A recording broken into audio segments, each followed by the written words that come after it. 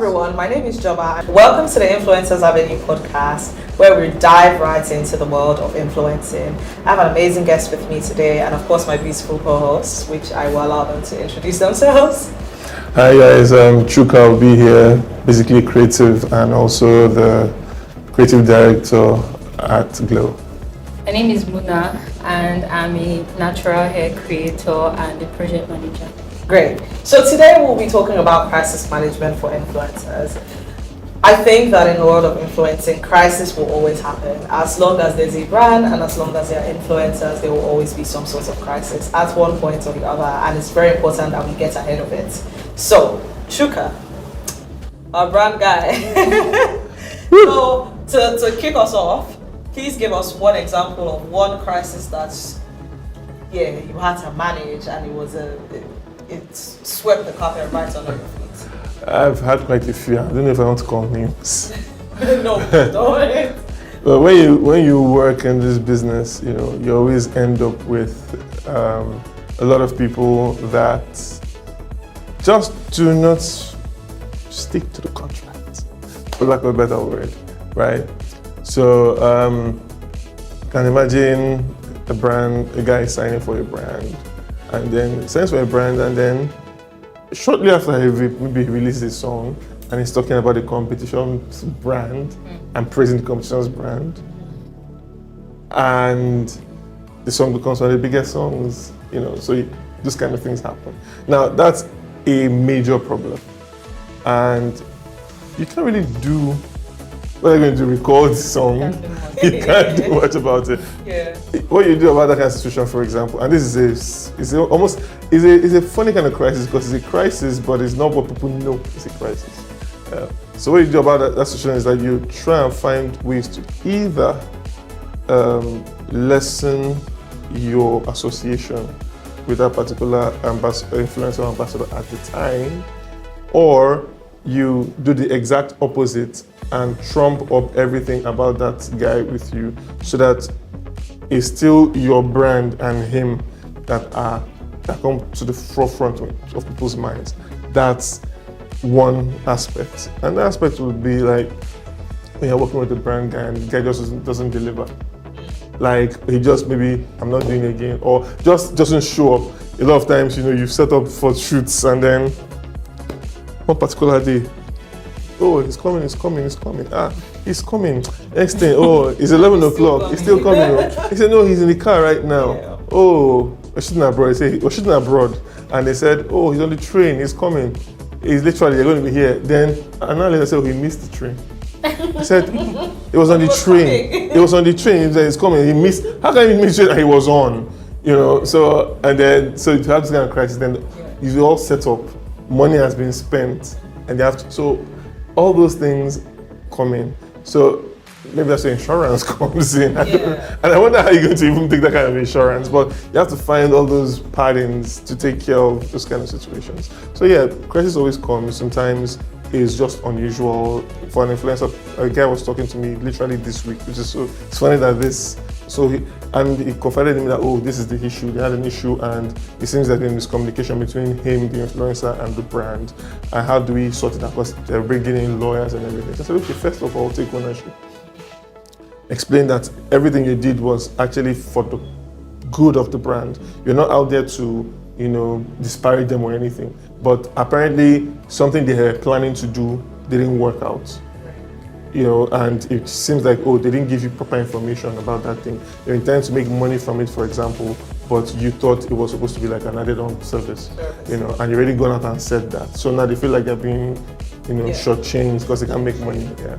So we had the meeting. It went well, discussed, and then, so is that, oh yes, I take ownership, but this is what I was trying to do right by you guys. So it's a line of communication. Yes, exactly. So communication literally seems to be the most important and clear way of managing crisis. Put things out, communicate better, try, even if it's a press statement, even if it is something more emotional, something more human connection, that's always even better.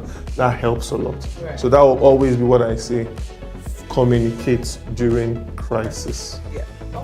Okay, I wanted to ask a question. How about is there any preventive measure you can take to avoid all those?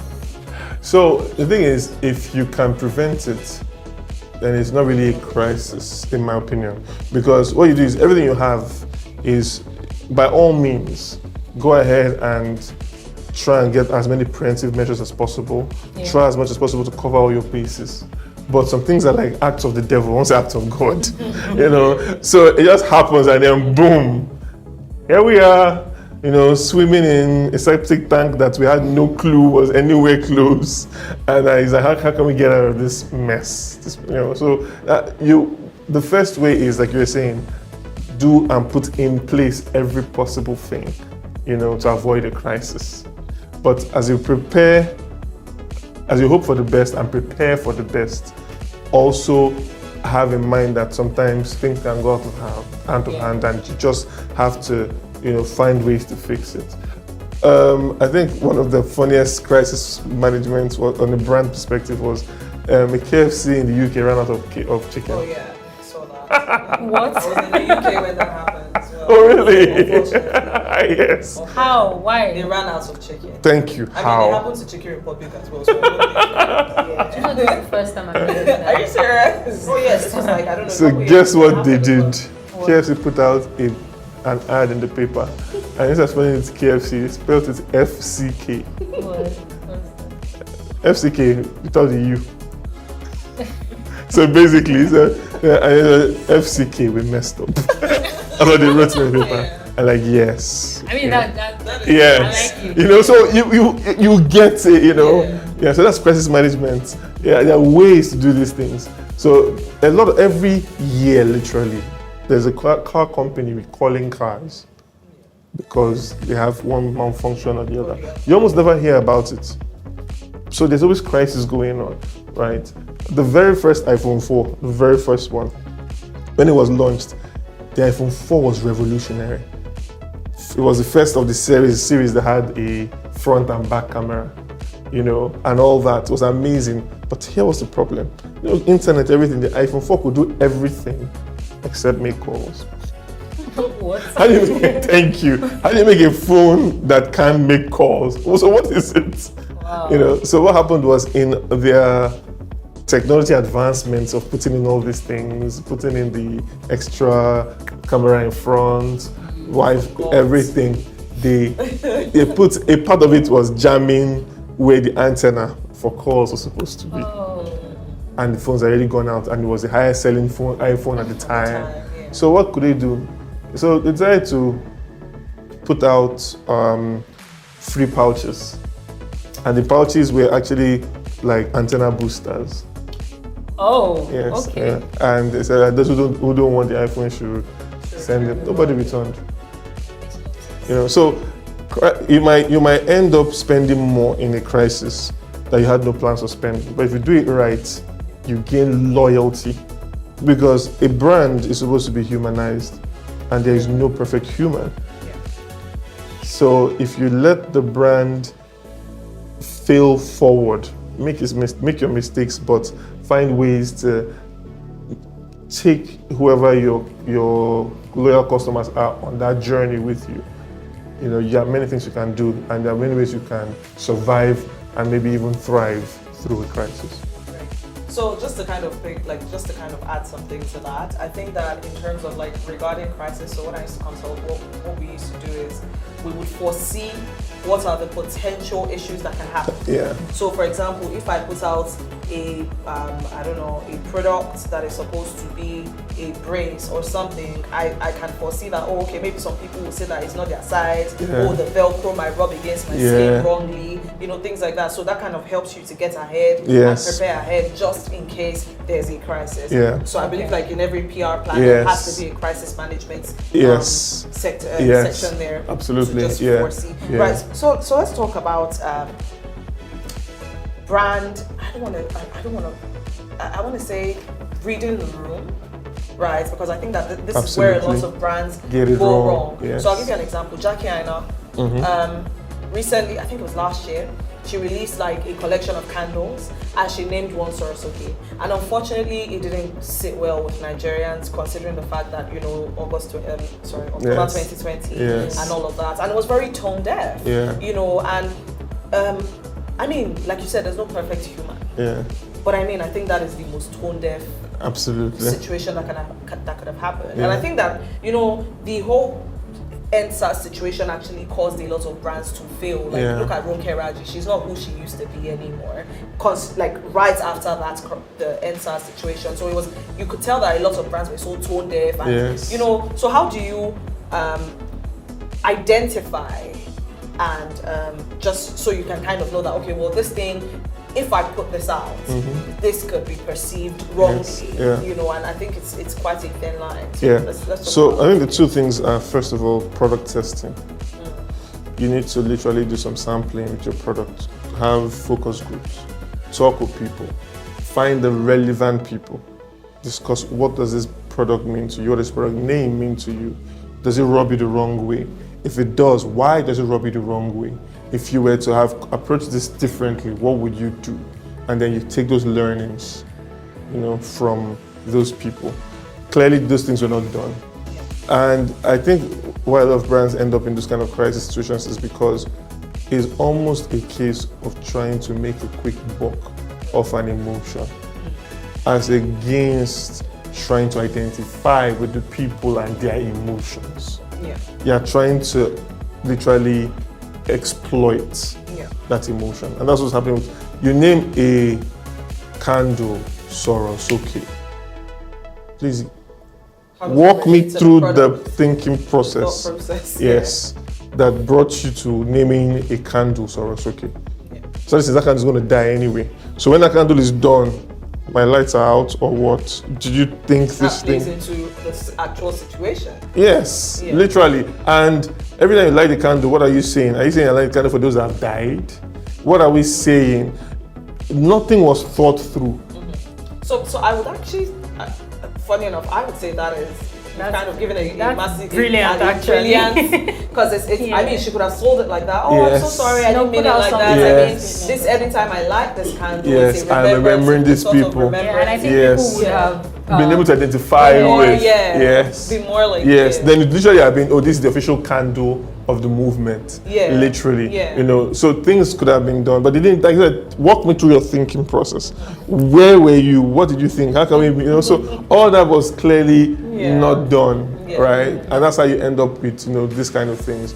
People just need to think about the people first before you think about the money. The money will come, you know. So that's probably the way to. Jackie, call Chuka. Okay. So let's talk about apologizing. Now, I think that let's just continue with this Jackie situation, right? So I think even the apology was not. To be honest, like, I've seen better. It was just, well, sorry, sorry you feel the way you feel. You know, like, it didn't come off as genuine. It didn't come off as, oh, I'm so sorry. This was not the intention behind it. It just seemed very, let me shout. Yes. So, like, talk to me about, like, brands being able to say, you know what? Because I know it's a thing in the industry where it's like, if you don't apologize, then you haven't accepted that you are wrong. Which, I mean, I get the point of that, especially when it comes to legal situations. And, you know, it's now a legal thing. But I mean, I still feel like owning up and saying, you know what, I was wrong, I could have done better, is definitely something that could have. So talk to me about brands, you know, apologizing and saying, well, you know, I want to make amends, I'm sorry, I apologize. I think that. And what the thought process of not saying, oh, I'm sorry, I was wrong. Because a lot of people, they put out press releases and they don't say I was wrong. It's just, oh, so sorry. You know, It's because, like we said, the brands, are you thinking as a human being? You try and humanize a brand. When you humanize a brand, any human being that cannot apologize is not a complete human being. Something is wrong with you. Something is missing. And brands need to understand that, because you are not going to get it 100% of the time. You just can't. You need to learn how to say sorry, right? And sometimes how to say sorry is as simple as saying, we got it wrong. Yeah. Thank you for letting us know we got it wrong. It's as simple as that. But in a very megalomaniac space where the client is always right. Yeah. You know, yes, the customer is always king. Both are wrong. The client is not always right. The customer is not. The customer is king. The customer is not always right. Yeah. Right. And sometimes the customer doesn't know what is good for him. But you have to understand that everybody has their emotions where they're right and they're wrong. And if a brand is not ready to accept that, they'll keep swimming in that water until they get cancelled. In quotes. Yeah. So that's the mistake brands make, building that air of invincibility and thinking that you cannot or should not apologize. In fact, if you're going to build your brand properly, in your template, have an apology approach for different things. So you can have a tone that is you. Yeah. Let us know how it is. Because that's the whole essence why you can ask for feedback in the first place. Why ask for feedback if you cannot apologize? Yeah. So I think once brands start to, let that part of them play out, they'll be amazed how many people actually come to fall in love with them and be loyal to them. Okay, can I flip that for a sec? Yeah. You mentioned in the beginning of this podcast Yeah. that in situations where, say, an artist writes his song Yes. with the competition of Yes. or stating or using the competition of the brand that he or she is being signed newly. So if this isn't a brand now that is making the Mistake. what if it's The influencer. a person, like an individual not Yeah. making that mistake? How do you think that? Yeah, I think that's even easier because brands are the ones that even have it harder. Because with a brand, you're always thinking of many things. With a person, right, your ability to be human in front of people is clearer, right? You can literally say, from as simple stuff as IG lives, where you just speak your heart out, right, to the same way you compose whatever it is, you just compose something, just say, oh, okay, I got this wrong. Is that simplicity of, and don't try and over elaborate it also. What is the tone? What is the nature of the communication you already have with your key audience? Use that same tone, right? Use that same space, use that same likability, use that same connection that you've created with them in terms of how you make them laugh. Some people can come and when you want to apologize, it's actually going to be a comedy. Yeah. Hey, I don't mess up, and people will get it because that's how you talk to them. It's not like you're being, this is how we always used to gist. Yeah. And say, and then you now come and table your matter, and people will love it, and it's all love, bro, well done. So is that connection. Find whatever it is that your connection is with the person, in terms of, and then start putting stuff out. Sometimes it has to be more serious so that you don't, and like I said, that's why it's about reading the room, right? So you might sit and know, okay, this is serious, right? And I cannot afford to come at it from a comedic point of view because of how serious it is. So I'm like, oh, I get it, I messed up, but this is what happened, and I'm not defending myself. I'm just letting you know, and you guys are right. I am sorry. That's what people end up loving, because love is not based on rightness. Love is based on communication and connection. That's every time a brand is trying to build anything, it's trying to build brand love. Because brand love is very irrational. Brand love allows you choose your brand regardless of if your brand is the best or not. That's what love means. Love doesn't choose based on who has the highest. It's not a superlative. Is an intent, an intention that binds you together, and that's what you're trying to get with that. Once you do that, crisis management is just a bit easier. So I want to play a little game with you. Okay. Very random. Sorry, Okay. production. So I want you to right now on the spot give me your approach as a crisis manager. I am a client. I've gone to a popular food chain restaurant called Karen. Karen's, and they are known. That's their approach, to be Karens. Yes. From the moment you enter the door, they are swearing at you already. Now, as a client, I'm genuinely offended. Yeah. Maybe they've used the N-word, Yes. right? And I'm Yeah. genuinely offended. Yes. Now, as a brand that whose personality is Yes. a Karen, Yes. how do you approach that? So first of all, if the brand is a Karen, do you expect the Karen to apologize? Yeah. So, So, Know who you're dealing with. I mean, I'll probably still swear at the person again. exactly. Fair enough. You know, so if it's based on that, there's a problem, Yeah. right? So you look at that brand, and then it has been built to be irreverent, Yeah. right? So if it's built in that irreverence, there is still lines you don't cross, or there are still lines you don't cross, Yeah. or you shouldn't cross into racism and stuff of the sort. If that current brand wants to apologize, it cannot be in reverent tone, because automatically it's a press statement that I've put out for no reason. You know, it will be more a whether it is a post, whether it is a video, basically to be saying SH dot star star star we F star star star up.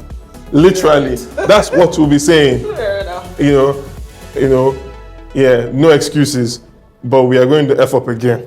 Bear with us. That's very a Karen, I like straight. that. Yeah, I like You know, that. so how are they going to deal with those kind of people? Because that's what they are. You know, they can't be out. You can't take them out of that space. Of who they are, Yes. right, that's Yeah. true. So that's how I'll probably deal with that. Okay. So in the space of talking about Karens, let's talk about trolls Ah. and individuals. I think that trolls grind my gear. I genuinely think that the place with the most trolls, Twitter, Hands down. is for. See, Hands you can't down. be normal. No. If you have to have a bit of madness. Yes. If you're on Twitter, Yes. because you can be dragged and you can drag. Yes. So it depends on which line you want to Yes. say. So talk to me. Let's talk about let's address how, as an individual, how you should address trolls. Now there are some people that are chaotic. For every bus, Is it- there's an equally resounding Yes. bus. Boost. Yes. Like this Who Wants to Be a Millionaire guy. There's nobody Frank that Edor, denies, doesn't care. Nobody that tries them, they Yes, will we give you get back, you, fire yeah, you back. yes. Now there are also people that, you know, it genuinely affects them. Yes. Right. Yes. So talk to me about like how you handle, how as a PR consultant, how as an individual I should Yes. handle trolls. Let's say I was in the limelight. Yes. Like, how should I handle trolls and hate and hate comments, things like that. Okay, so I think the first thing is, who are you? As a person, who are you? What do you stand for? You know, you can be a Frank Edor who doesn't suffer fools. You can be that. You can choose to be the kind of guy who always seems to have a witty comeback without necessarily saying anything nasty and always kill people. You know, for example, and it was not like a troll example, just showing. So there was a time Chicken Republic tweeted, Chicken Republic, the greater sign, greater sign, greater sign. Chicken, greater, greater, greater than turkey. Good night. So I responded by saying, but Turkey is a real republic though. You know, it's not an insult, Yeah. but The reception. game over. You know? Yeah, it was not well. Yes. received. Like, yeah, Chicken Republic. It's Turkey, the Republic of Turkey. Like we have a real with the whole flag and passport Yeah, and stuff. they're legit. We're good, you know. So you can play like that, and it gets you some sort of high, you know. So get somebody that is really very witty, you know. That and the comebacks are always sweet because it keeps people engaged in You your know that space. this person is always Yes, there. people are not afraid to speak to you, but they know whenever you speak, you're not going to insult them. So even when they do it, it's like it can actually become like Make fair it look game. silly, yeah, Yes, yeah. so that can be your brand. I think that once people understand that that human choice is available, so look at the spectrum and say, okay, fine, this is who I am. This is more me. Yeah. And also, you can just block trolls if that's who you are. Because it's not everybody doesn't have it in them. Yes, Yeah, to always yeah, risk, to witty. So just to tell you are blocking. So you can even literally start the whole game based on it. So imagine having block industry Thursdays, where literally that's your, Yeah. so and then that every Thursday we discuss why we block Blocking, people. yeah, and and boom, you've done something different, you know. Yeah. So I think it's just finding your own niche in terms of dealing with this.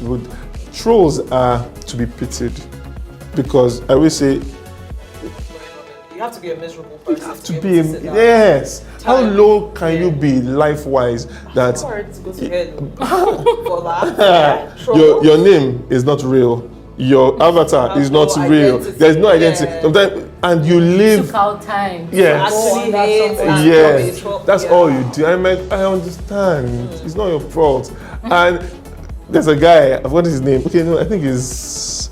I think he changed his handle. So all he does is once they're trolling, he just finds a screenshot of where you begged. Oh yes, I know the guy on Twitter. Simple. He's like, oh, So now, yeah. So that could be your own. You Yeah, know? you have So to have you just your put own shit. cheese. Yeah. You just put it, and I say It's like, literally. this you? Yes, this you It's such Twitter. a this you. Yeah, that's it. So literally, Yeah. you know, so you can even Wow. say, okay, I'm starting a troll fund where Every time they troll me. you troll me, I just find I put ₦5 in your account. I say I'm doing the part that Elon Musk will not do for you because you're not rich enough to subscribe to Twitter. So, you just drop- let me help you. Every time you got ₦5, Yeah. maybe a block along with the ₦5, but you got $5. But you still got your ₦5. I mean, and boom, Very well. automatically they become the joke, not you. Yeah. So I just need people to find fun ways Yeah. to deal with trolls because you cannot let your emotions be determined Yeah. by trolls because Yeah. they are literally the epitome of when you say you cannot make your candle shine brighter by dimming somebody else's candle, and they're like, let's see if it's true. You know, so that's their Hurt people, problem. hurt people. Yeah. Perfect. Hurt people. Yeah, but we can also deny the fact that trolls actually get into some people's skin. Absolutely. And that's the main thing. So I think is finding ways to deal with the fact that they do. Because if they didn't, it won't matter. Yeah. But they that's know literally, what- yes. yeah, They it's live actually, to, yeah. yes. And it seems they get their dopamine from knowing that, it pay now. Yeah. You know? So, Yeah. so And to be understand. honest, I feel like some people you block them more. Straight. You, Literally, it's on site. it's on site. Everything you said on the internet. Yeah, it's on in my face. You know, like, Yes. See how bad you are. I'm sure that's how. I'm Different sure that's approaches. why I've never been dragged. Before. Once I see will you, I'll actually just block fight you. you. Yes, that's good. Block me. Immediately, because I can't do. I don't have Yeah. time. It's good because see, it's a principle that is really good Yeah. because it means that you just keep away bad energy. You keep away negativity as often as you can. You control the negativity. Sometimes the moment you start going back and forth with them, It starts to yeah, eat at you more. yeah. So my one of my favorite Bible books is the Book of Proverbs, and the Book of Proverbs, one of the verses says, "When a wise man gets into an argument with a fool, right, he demeans himself." You know, and then it says also, "Do not answer a fool the way he expects to be answered, so he doesn't think he's wise. Answer him as he deserves." You know, and sometimes Pick up your Bible. is a blocking that he deserves. All the answers you You need know, are in there. I'm telling you, like if you read the Book of Proverbs as a grown up over and over again, your mouth will be like this. Everything you're looking for.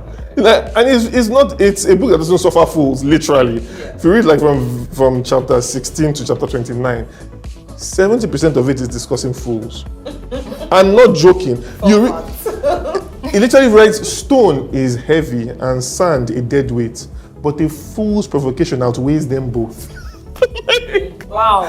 Like, yo, I can't have thought of such an insult by myself. Yeah. It's like, who's writing this thing? Yeah. You can crush a fool with the condiments in the mortar and pestle, along with the food, yet the foolishness will not leave him. That's the Bible Such speech. a don't I'm like like, it. bro, well, This is heavy. It's heavy stuff. Heavy. it's like as a dog goes back to his vomit, a fool goes back to and does the same thing again. Okay, noted. All right, don't drag us or So yeah, so Open the Bible for you. sometimes you just learn that Yeah. yes, walk away, just leave them be. Okay. And also in Game of Thrones, they said the lion doesn't concern itself With the opinion of sheep. So Yeah. I mean, just imagine Mufasa strolling by. And I see Simba following the lamb, the bear, that's pretty fun, like. Bruh, you okay? Yeah. Come on. Yeah. So Okay. Well, so let's talk about impact. yeah.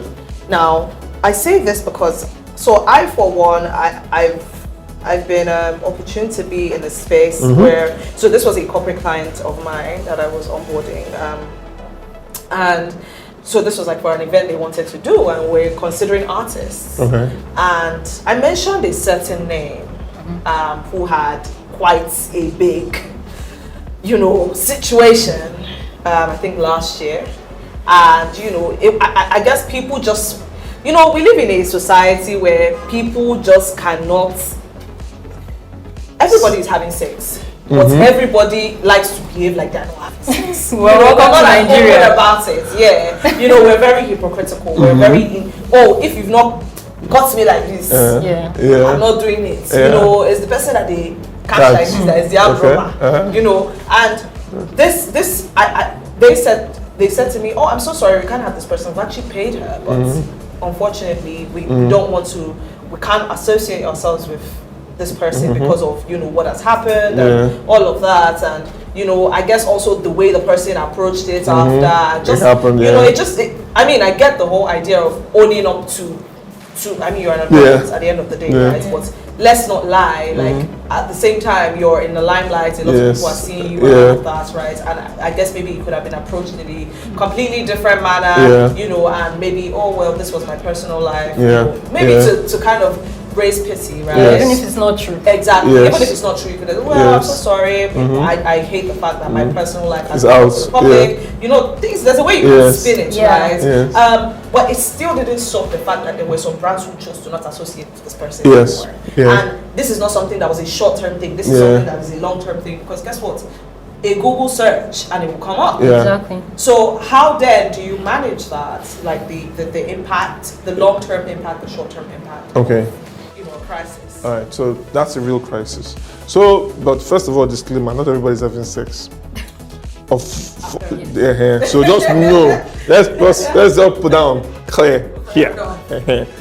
So it's very important to put some. Please, for all intents and purposes, please note: not everybody is having sex. Not every woman has done abortions. Yes. There's a reason.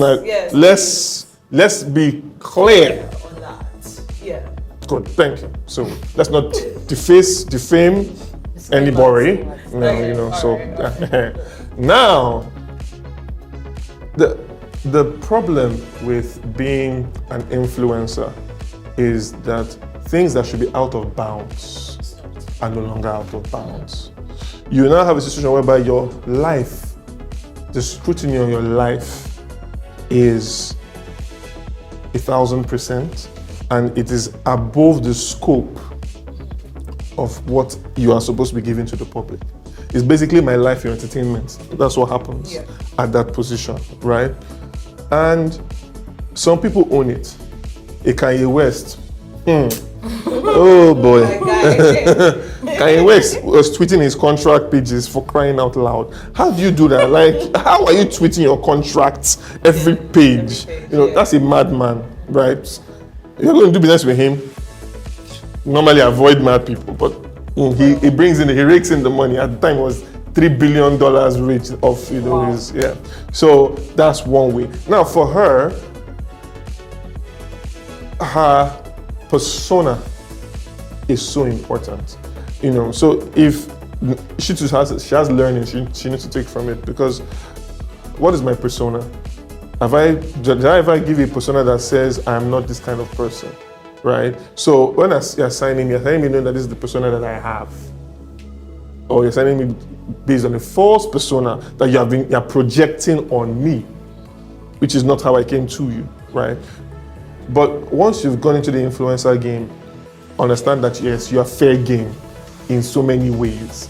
It's not fair, but you're fair game as far as the is concerned. People are, and it's a dog-eat-dog world in that regard. The client is looking at his own perception. They don't care about what's going on with you. Yeah. They don't care if you're actually innocent. They're already trying to, so you have to be understanding of these things. It's unfair, but that's the name of the game. Now, for my approach personally in these things is, unless it's proven that the person did something wrong, support the person. That's my personal, because look, I've chosen you, and I've chosen you that just like the brand, you're going to make mistakes. The brand's going to make mistakes too, so know how you're going to ride it, and I'll ride with you. The same way when I make mistakes as a brand, I don't expect you to just absolve yourself and say, hey, brand, you made that I cannot. No, you're supposed to be there with me. And that's what happens when a lot of people that are working together are not necessarily partners. Yeah. They are just hires. And when you hire somebody, right, if I have a better offer, I'm going to jump ship, literally. Yeah. But a partner is like, okay, so we're going to stick through these issues until we're done. And that's what I like to think when it comes to those kind of matters. She herself, once she understands what her brand is, she can, yes, exactly. So who I think actually had a really amazing comeback for crisis management was Johnny Depp, especially after his whole domestic violence situation. The way the brands then started to rally around him and say, well, this is the situation. I think people need to really pick a learning and learn something from that story. Absolutely. And say, well, just because this person has done something or this situation has happened, it doesn't mean that this is who this person is as a person.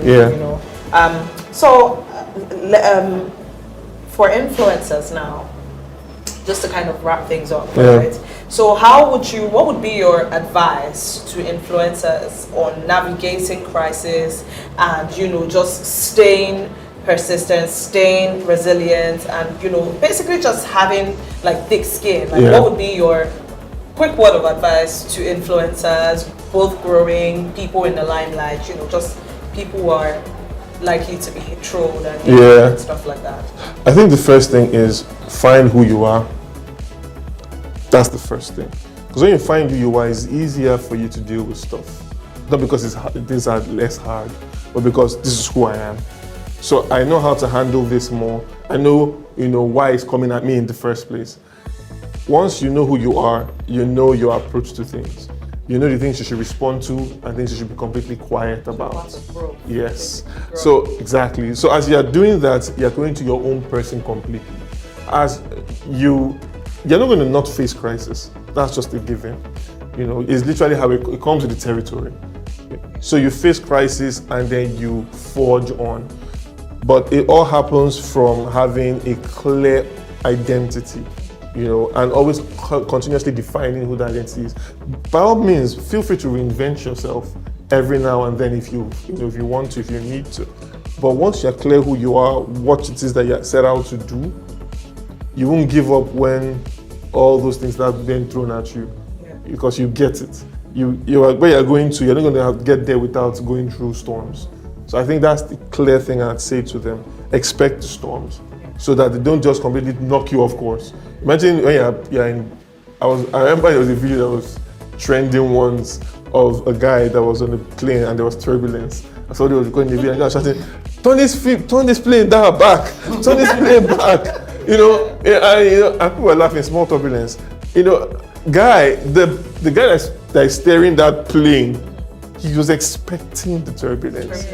The guy who didn't expect the turbulence was saying, let's go back to where we came from. So don't be, exactly. So don't be the influencer that is saying, turn the plane back. Be the one that is knowing, we're expecting clouds, we're expecting turbulence, we'll get there safely.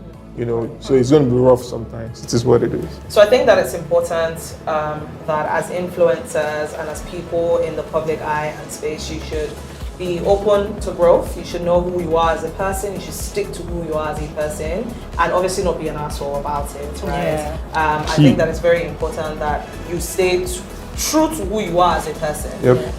but also be able to accept and say, well, you know what, I was wrong. I'm not always right. Yeah. I apologize for this or I apologize for that. And that can really help, and that can actually show growth. Yeah, absolutely. And that would encourage brands to even want to reach out to you and work with you, because it's like, well, this person is humble, down to earth, and it doesn't seem like this person will be too difficult to work with. Yeah. And in the event where something does happen, I know that this person is grown enough to say, well, you know what, this is, I apologize. Yes. I take, I'm sorry about that. So I think, all round, Absolutely. at the end of the day, it boils down to who you are as a person and as a brand. I think a very strong example of that would be in my career, one of the guys who I used to be a mad advocate for and only got to work with like even later on was Burna Boy, or is Burna Boy. And I remember in the beginning of his career there was so much controversy. It was crazy. At the point in time it looked like his career was just going to end. And in 2015 his album came on a spaceship with all the issues that were going on. Though he had hits, but there was a lot of issues. 2016 he dropped an EP and it was called Redemption. It's like he literally knew that, okay, bruh. Yeah. So you as a person, and then you take learnings. Doesn't mean you're perfect, because he's still born at the grace. Should we be expecting redemption party? He needs to come and redeem himself. So after December. Sorry, but you know what I mean. Yeah, but I noticed that I feel like when things go wrong for him, it's actually good because it helps him. Yes. So when he lost to Grammy, I still say it's one of the best things that happened to him, because it was hurtful, but it made him dig into places that he had not dug in before in terms of vulnerability, And I remember we were discussing, we were working, because I was working with him during that project. And I remember as we were mastering the album that night, I told him, this is the one. This is the one that's going to win the Grammy. He said this one. I said, yes, it's this one. And his birthday party was like a week or two before that. We were discussing and we were playing songs. And my sister said, it's like one of the best things that happened to you is that you lost that Grammy after hearing this music. I said, come on, I think it's true. That's what he said. Yeah. But you couldn't have felt that way at that time because he was distraught when he lost it. But this was 6 months down the line already. You've seen that it was a blessing in disguise.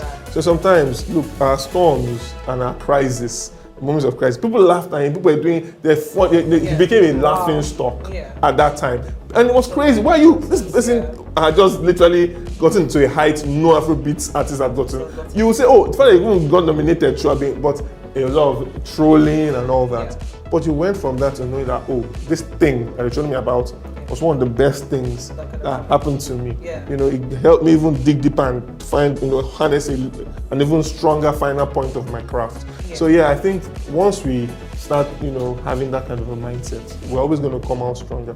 Yeah, for sure. I think we've had quite the conversation. I would say we've been able to kind of dig deep and kind of look at the vulnerable side of being, out there in the public and being out there in the public eye and stuff like that, and handling the criticisms that we can get back. So I think it's been a good chat. So golden nuggets, 3 things to not do as an influencer in time of crisis. Number 1, don't insult people. Don't attack, like don't go into defense mode where you're just lashing out at people. Don't. That's the first thing you should not do. The second thing is assess. Was I wrong? Take a proper assessment of the situation. And when you do, put out an answer, an honest answer. It doesn't have to be a long answer based on what that situation is. Third thing is, no matter how bad you feel, don't despair. You can literally get to a despair point. You can, but don't. Fight it, because you're going to have bigger journeys, you're going to get bigger, and you're going to have an even bigger crisis, and you're going to have to fight through that and keep going. It's just the nature of growth. Yeah. Okay. Well, thank you so much, Shukam. Thank you for having me. Giving us quite the insight and, just having this discussion with us. I remain your humble host, Joba, and my beautiful co-host, Muna. And yes, please don't forget to follow us on all our social media handles. Shuka's handle will also be linked below. So thank you so much for today, guys. Thank you. Follow me at your own peril. He wants you. Jackie, call him. I'm serious. Yeah. But yeah, so this was lovely. Thank you so much, guys. Thank you. Bye. Thank you, Mona. Bye. Cheers.